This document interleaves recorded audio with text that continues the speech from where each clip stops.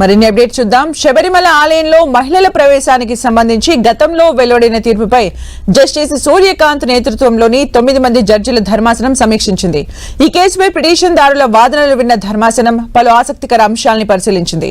దీనికి ముందు కేంద్రం తన వివరణను సమర్పించింది. ప్రాచీన కాలం నుంచి కొనసాగుతున్న సంప్రదాయాలకు అనుగుణంగానే ఈ నిషేధం విధించారు, కానీ దీనికి సంబంధించి మహిళల పట్ల ఎటువంటి వివక్ష లేదని కేంద్రం తెలిపింది.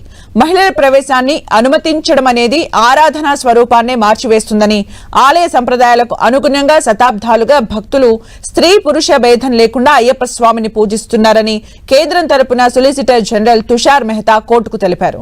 ఈ అంశం పూర్తిగా మత విశ్వాసాలకు సంబంధించిందన్నారు. ఇది న్యాయ సమీక్షకు అతీతమైందని వాదనలు వినిపించారు.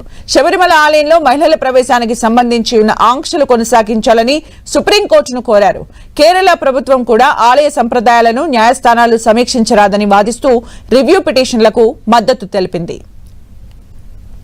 శబరిమల అయ్యప్ప ఆలయంలోకి 10 నుంచి 50 ఏళ్ల వయసున్న మహిళల ప్రవేశం నిషేధాన్ని రద్దు చేస్తూ 2018 సెప్టెంబర్లో అప్పటి సీజేఐ దీపక్ మిశ్రా నేతృత్వంలోని 5 సభ్యుల ధర్మాసనం చారిత్రక తీర్పు ఇచ్చింది. భక్తిలో లింగ వివక్షకు తావులేదని స్పష్టం చేసింది. ఈ తీర్పుపై దేశవ్యాప్తంగా పెద్ద ఎత్తున సమీక్ష పిటిషన్లు దాఖలయ్యాయి.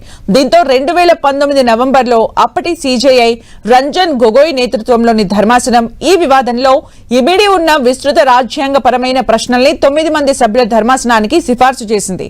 ఈ క్రమంలోనే 9 మంది సభ్యుల విస్తృత ధర్మాసనం ఈ కేసును విచారిస్తోంది. ఈ విచారణ కేవలం శబరిమల ఆలయంలోకి మహిళల ప్రవేశానికి సంబంధించింది మాత్రమే కాదు. రాజ్యాంగంలోని ఆర్టికల్ 25 ప్రకారం మత స్వేచ్ఛ హక్కు పరిధి, దానికి సమానత్వం, ఇతర ప్రాథమిక హక్కులతో ఉన్న సంబంధం వంటి విస్తృత అంశాలను ధర్మాసనం పరిశీలించనుంది. మతపరమైన ఆచారాల్లో న్యాయస్థానాలు ఎంతవరకు జోక్యం చేసుకోవచ్చు, అత్యవసర మతపరమైన ఆచారం అంటే ఏంటి అనే అంశాల్ని కూడా తేల్చనుంది. ఈ విచారణ ఫలితం శబరిమలకే కాకుండా ఇతర మతాల్లోని పలు వివాదాస్పద అంశాలపై కూడా ప్రభావం చూపనుంది.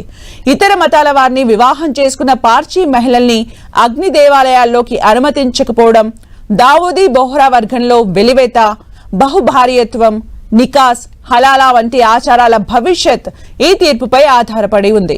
ఏప్రిల్ 22 వరకు పలు దశల్లో ఈ అంశంపై వాదనలు జరగనున్నాయి. ముందుగా విస్తృత రాజ్యాంగపరమైన అంశాలపై ధర్మాసనం స్పష్టత ఇచ్చి ఆ తర్వాత శబరిమల వంటి వ్యక్తిగత కేసులపై విచారణ జరుపుతుంది.